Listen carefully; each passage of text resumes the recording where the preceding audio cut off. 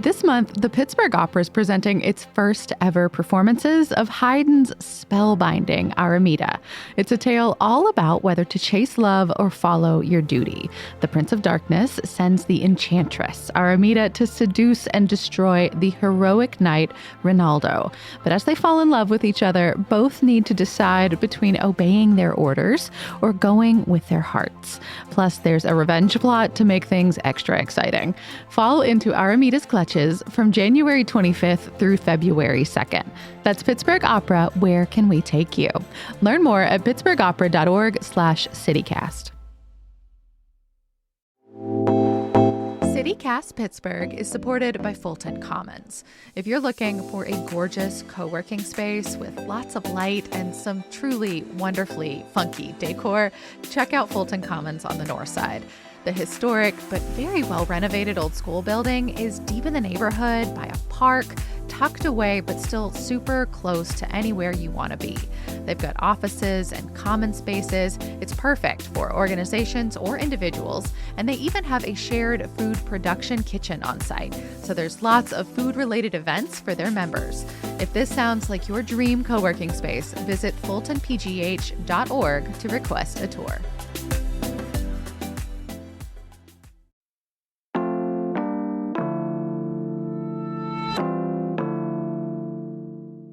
Today on CityCast Pittsburgh. Whether you're born here or adopt Pittsburgh as your own as an adult, we love celebrating our own here in the city. And now there's a new nonprofit dedicated to helping us do just that. A first ever Pittsburgh Walk of Fame is coming, and it's up to all of us to suggest who should be in the inaugural class.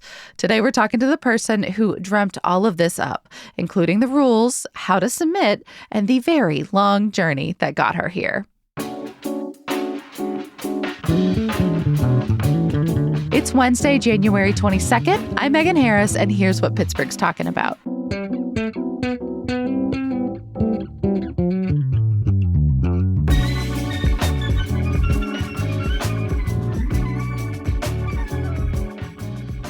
Nancy Polinsky-Johnson is the founder and executive director of the Pittsburgh Walk of Fame. Welcome to CityCast Pittsburgh. I am delighted to be here. Thank you for this opportunity. Oh, we're so excited to hear about all these ideas that you've got kind of coming up. How did you get this notion that Pittsburgh should have a Walk of Fame? I was walking on the St. Louis Walk of Fame. St. Louis has a Walk of Fame? St. Louis has a fabulous Walk of Fame. Okay. My son, I have two sons. My older son was in college at the time, and we'd been to St. Louis for a family event, and we were headed towards the St. Louis Arch, and I'm scrolling on my phone, and I said, oh, look, we're near a St. Louis Walk of Fame. Let's stop there on the way to the Arch. And we stayed for such a long time. Really? Walking on this sidewalk, reading the thing about the St. Louis Walk of Fame that inspired me in a way that the Hollywood Walk of Fame, which I'd also been to, did not do, is that the St. Louis Walk has stars with a name on it, and then under that star is a plaque describing who this person is, what their connection is to St. Louis, what they've done that's left an impact on the nation. And I was really struck by that. In Hollywood, there's a name and an icon that maybe is a radio or a TV set or a microphone. But if you don't know who that person is, good luck. All you know is that they were in TV or they were in radio or they sang or whatever. But not the era, not the connection, not the high points, nothing. Exactly. So it was such a learning experience. It was so interesting. And as I was walking, I was thinking, wow, we have so many people in Pittsburgh that are worthy of something like this, that I came home and I wrote my then councilman, Bill Peduto, and I said, Bill, Pittsburgh needs something like this. Wait, Councilman Bill Peduto. So that is several years ago now. 12 years ago. Well, so jump us ahead. How did you get from, writing this first letter and feeling this big burst of inspiration to now? Well, things moved really slowly 12 years ago because I was publishing and editing a magazine, Shady Avenue magazine. And it was a job, and you can probably understand this here in media. It was days, nights, weekends. It just never, ever stopped. This is definitely a labor of love. I was squeezing in writing letters. I was squeezing in meeting with local leaders, would you meet with me? Just hear this idea. I'm only asking for your thoughts on it because I didn't want to get started on this unless I knew there was sort of a general consensus that it was a good idea. And this was happening bit by bit by bit. And really, it was during the pandemic when we had to miss an issue of the magazine. And there was time to think. I had a come to Jesus moment, and I said to my husband, I need to sell the magazine, and I need to make this walk of fame my full-time job if it's going to happen. So I sold it and been just working full-time at it since the sale in 2022. So in 2 years, we've gotten to this point. And that still is like kind of an incredible journey to then, dedicate yourself to the task. But there's a lot of, as you said, consensus building that has to happen for any kind of, we'll call it an infrastructure project, because there is a level of installation involved in this. In your vision, where would the Walk of Fame go? Oh, it has a place. Yeah, I know. Tell me about it. It's not even a vision anymore. I mean, we always knew it had to be a long stretch of sidewalk that didn't have a lot of city infrastructure under it, steam and grates and gas lines, things like that. That's right. It just needed to be a clean stretch of sidewalk. Which Pittsburgh does not actually have that much of. You are correct. We knew it needed to be in the heart of the city. It had to be within the Point, the North Shore, maybe Mount Washington, the Strip, and probably not beyond there. Mm-hmm. So I was walking with my head down everywhere, looking at sidewalks, taking pictures of sidewalks.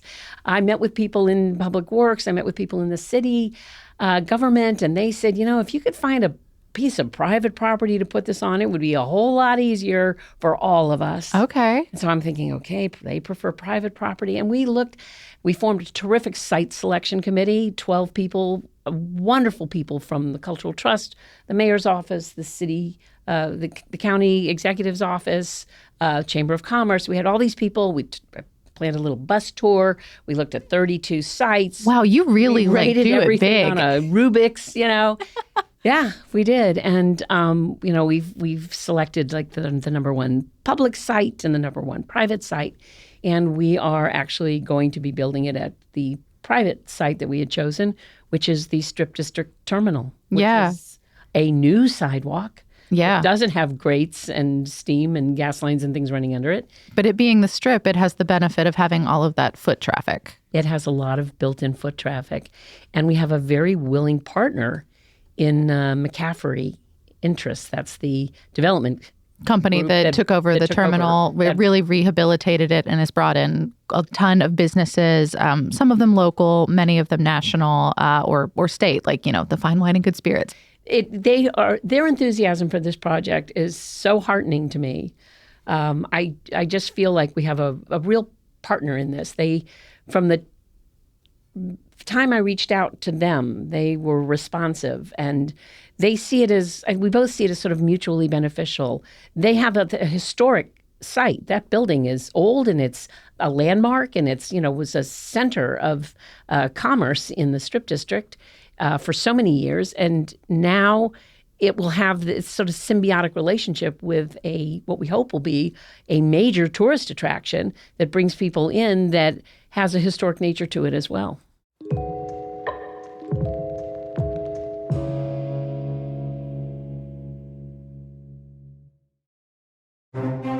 Today's show is sponsored by the Frick Pittsburgh Museum and Gardens and a new award-winning tour of their historic home, Clayton. It's called Gilded, Not Golden, and it's a new spin on the old Frick family stories. Yes, you're going to learn about the mansion and Pittsburgh's Millionaires Row, but this tour is not about oohing and eyeing over the possessions of a man who famously, notoriously, played a very big role in the Homestead riots and the birth of the entire American labor movement. It gives you more, the complexities of the man, his wealth, and exactly where it came from. If you've taken a Clayton tour before, it is time to return. So tour facilitators can take you back to 1892, the year of the riots, the year someone tried to kill Henry Clay Frick, and the year he mourned the loss of two of his children. plus more on his corporate legacy, wealth inequality, and Frick's lasting impact on our environment. History is complicated, and that's what the Frick wants to share with you. The Frick's new signature tour of Clayton, Gilded Not Golden, is now open for the season. Get your tickets and learn more at thefrickpittsburgh.org. Pitt men's basketball is back this season with a great deal for families to enjoy Panthers game days together. The Family 4-Pack offers you 4 tickets to a game plus a $40 concessions voucher for only $125. That's like $30 a ticket, and then you get that free $40 concessions voucher to treat the entire family. The offer is available right now for the upcoming Pitt-Virginia game. That's on Monday, February 3rd at 7 p.m. at the Peterson Events Center in Oakland. My real ones know how much I love basketball, and Pitt men are killing it right now, y'all. They are near the top of the ACC standings with a fantastic record, and they're playing especially well at home, so you're going to get a good show. Don't miss out on seeing your Pitt Panthers in action this season with the Family 4-Pack deal. Family 4-Packs for the Pitt-Virginia game are on sale now at pittsburghpanthers.com/family4pack. That's family number 4-pack. Do you plan your vacations based on whether you can speak the local language? With Babbel, language no longer has to be the barrier. I'm David Plotz, the CEO of CityCast, and I went to Mexico City a couple of years ago with my girlfriend, who's a native Spanish speaker, so I just let her do all the talking, like all of it. I adored the city, and now I'm going to go back in a couple of months, but with my college roommates, who are a bunch of middle-aged men, none of us Spanish speakers. When I was younger, I might not have been bold enough to do that, but now I'm not anxious because Babbel has me covered. Thanks to Babbel, I know how to order a taxi, how to give directions, how to order in a restaurant, all the small and useful bits of language that make international travel easier. Babbel's quick 10-minute lessons, handcrafted by over 200 language experts, get you to begin speaking your new language in 3 weeks or whatever pace you choose. And because conversing is the key to really understanding each other in a new language, Babbel is designed using practical, real-world conversations, especially the sort you need while traveling. Food, how to get places. Babbel's tips and tools are inspired by the real-life stuff you actually need when communicating. With a focus on conversation, you'll be ready to talk wherever you go. So I hope I'll see you in Mexico in a couple of months. Or, as we say, espero verte en Mexico en un par de meses. So let's get more of you talking in a new language. Babbel is gifting CityCast listeners 60% off subscriptions at babbel.com/CityCast. Get up to 60% off at babbel.com/CityCast. Spelled BABBEL.com/CityCast. Babbel.com/CityCast. Rules and restrictions may apply. Now you get to decide who actually gets to be on it. Yes. Do you have ideas yourself? I do, but I would never. You're not going to sway the voting? I'm not going to, no. Because voting is now, well, not voting, I guess, but nominations are being accepted right now through the end of the month. Is that correct? Through all of January. And I'm really glad you're making the distinction between nominations and voting, because it's clear that some people think they're voting and they're spreading the word to all their friends. Please vote, vote. And I'm getting just a flood. I can tell when somebody's running a campaign. All we need is one person to nominate somebody, and they're on the list to be considered. Yeah. So if 100 other people write in and nominate that same person, it doesn't make a difference. With that name is already on the list. So you're not voting yet. Consideration. No voting yet. But if you have if someone's listening to this and they have an idea for an iconic Pittsburgher, well-known or not well-known. Right. I'm learning a lot through this. Okay. Yeah. So they just need email you. Go to pittsburghwalkoffame.org. There's a tab there that says nominate. There's a form you can fill out, or you can email. The instructions are there. Yeah. So clearly you've looked at them as they're coming in. It's been over 1,000, and I'm trying to keep up with them. Over 1,000 submissions or unique names? No, over 1,000 submissions, which have led to about 300 unique names. Wow. I mean, are there any surprises so far? People that you weren't aware of? Oh, there have been quite a number of names that I've said, who is this person? And then I read about them and go, wow, that's impressive. And he or she is from the area. And then there are people that I know, but I didn't realize they had ties to the area, and that's exciting too. Yeah. I mean, have you had some folks that are maybe heavy hitters, like they've nominated many people at once? Oh yeah, yes. Some people have given me, a list of 20. Most people just submit one or two names.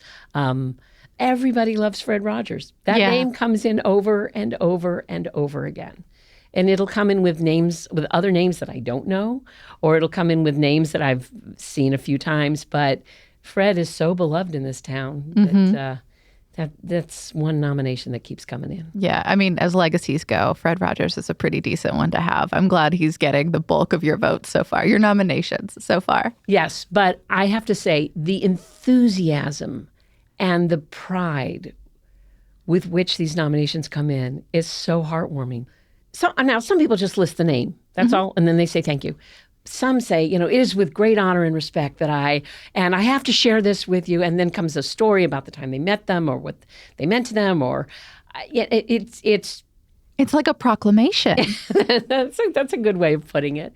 And Pittsburgh pride runs so deep. And, some people are nominating their great-grandfather who did something for their community. And that's wonderful. But one of the criteria is that the person being nominated has had some kind of impact on our nation in some fashion, and that's going to eliminate some of the nominations that have come in. Mm-hmm. Their impact has to be felt beyond just this community, beyond southwestern Pennsylvania, and we are saying that the tie needs to be to the 10 counties, southwestern Pennsylvania area. They either have had to have been born here, spent their formative years here, or spent their creative or societally influential years here. And what they did must have had a national influence, or beyond, even globally. So lots to choose from then. Lots to choose from. And the variety of fields these people come from: science, medicine, technology, industry, film, theater, music, publishing, writing, human rights, equal rights, civil rights, LGBTQ rights. It goes on and on. I'm thrilled. I was worried we were going to see a lot of athletes, and that's not to say we haven't seen a lot of athletes, but we're also getting the rich variety of genius and skills and talents that have come out of this region. Yeah. Well, so that begs the question then, how are you going to choose? And what steps maybe are you thinking ahead on about, like, how to make sure that it doesn't end up being all athletes or all rich old white boys, that kind of thing? How do you make sure that it does kind of represent that tapestry of Pittsburgh? Right. Okay. After all of these nominations come in, we, the board, or a committee from the board, sorts through who actually meets the criteria. We will then have a list of nominees that we will pass along to a selection committee. And that selection committee is a very large group. We're going to invite about 250 people to sit on that selection committee. And they are leaders from the 10-county area, those 10 counties that make up southwestern Pennsylvania, people that we think really have their finger on the pulse of this area. And they will be the people who will look at this list of qualified nominees and vote, not ranking them, just vote for, if you could pick 10, who would it be? And then we'll have a list it'll be a ranked list. We'll see, well, how many votes did everybody get? And if by some miracle of miracles, the top 10 vote getters reflect people from different eras, different races, different genders, different interest groups, different fields, and are a mix of living and deceased people, then those top 10 people will be the first 10 to be inducted.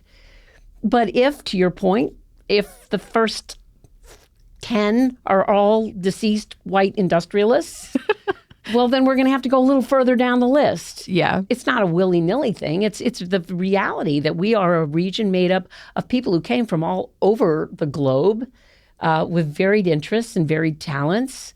And we want the people on the Walk of Fame to reflect that. And I know that we are going to be facing a barrage of complaints and criticisms and comments after the first 10 are announced. I know that. You're ready for it. And what I would say to anybody is that these first 10 names are not who we deem the 10 best. They are not the 10 most deserving that, by our estimation. They're simply the first 10. And next year there will be 10 more. And the year after that there will be 10 more. And eventually all of the worthwhile, deserving people will get onto the Pittsburgh Walk of Fame. It's just going to take time. Yeah. Well, so what is the timeline for that, for at least the installation of these first 10, such as you imagine it? Well, we are envisioning a fall ribbon cutting. And this, of course, presumes that we raise the money. These bronze stars and plaques cost a little bit more than you would ever imagine. How much do they cost? they designing them, creating them, installing them, insuring them, maintaining them. It's a lot. You got your work cut out for you on the fundraising side. I'm optimistic that people are going to step up and share in the enthusiasm for this project that everybody I talk to seems to express.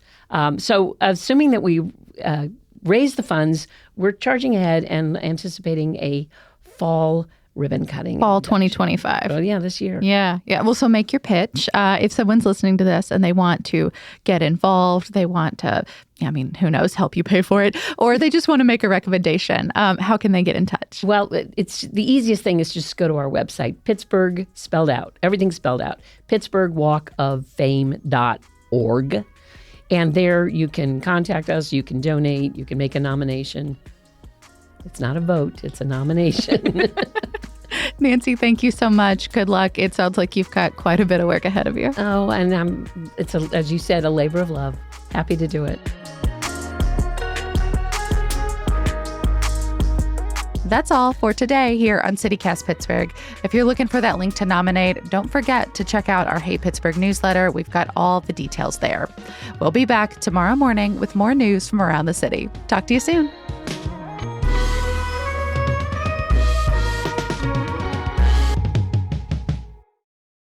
So we're ranked choice voting potentially up to 300 people. No, they're not ranking them as they go. They're just voting for the 10, okay? But then we'll rank how many people got so many votes.